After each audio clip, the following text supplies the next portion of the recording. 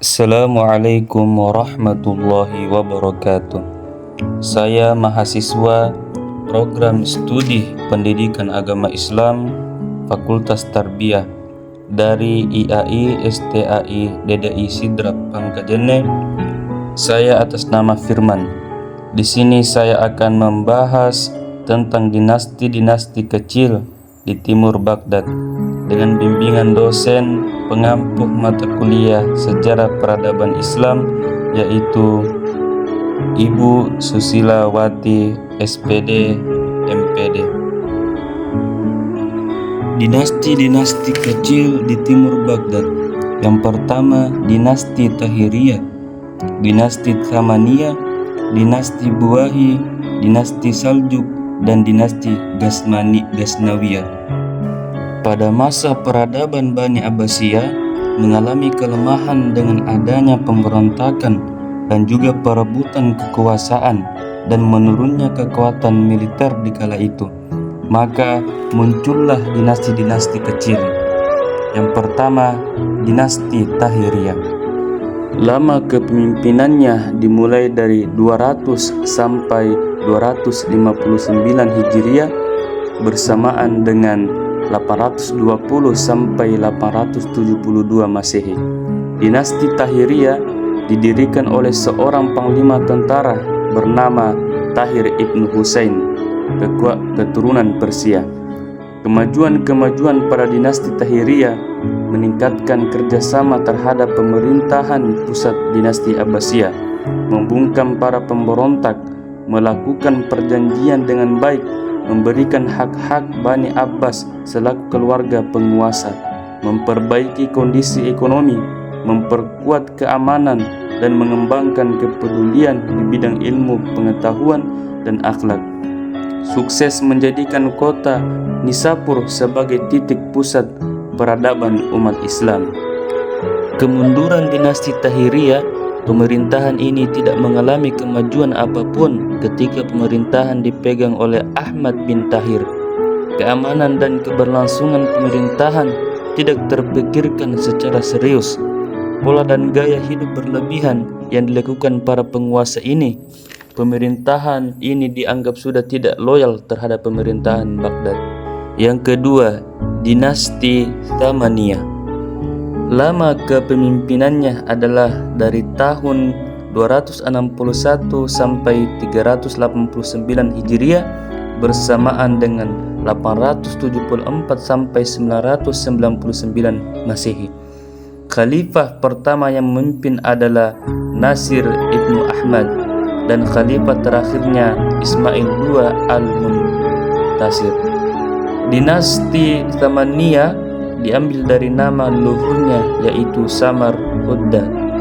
Kemajuan dinasti Samaniyah mampu menghancurkan dinasti Safariyah, mampu memperluas wilayahnya hingga Tabaristan. Keamanan dalam negeri terjamin, memiliki saham yang cukup berarti bagi perkembangan umat Islam, baik aspek politik maupun aspek kebudayaan, mampu memelihara tempat atau pusat yang strategis bagi daulat Islam di timur, mengembangkan kekuasaan Islam sampai di wilayah Turki, menjadi tempat penetapnya para ulama serta merupakan kiblatnya para pujangga. Kemunduran dinasti Samaniyah. Ketidakstabilan pemerintahan dinasti Samaniyah, pemberontakan di Khurasan, dan revolusi istana.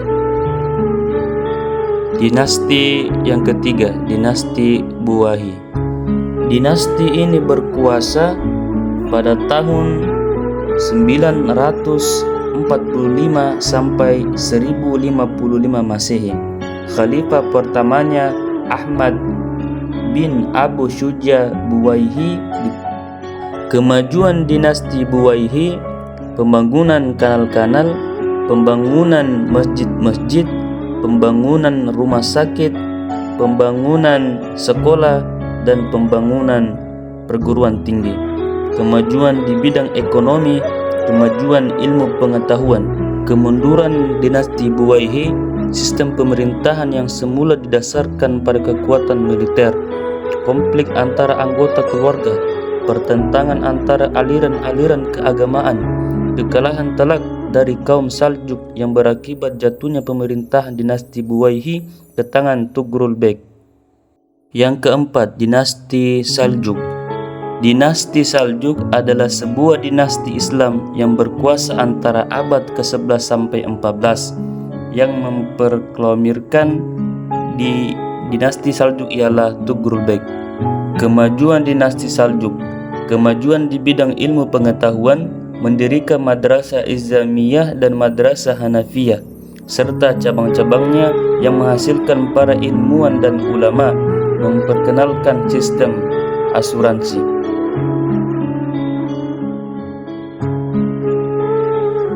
Kemunduran dinasti Saljuk, konflik-konflik di mana-mana, perebutan kekuasaan di antara beberapa anggota keluarga, pengganti Malik sah tidak memiliki kecakapan.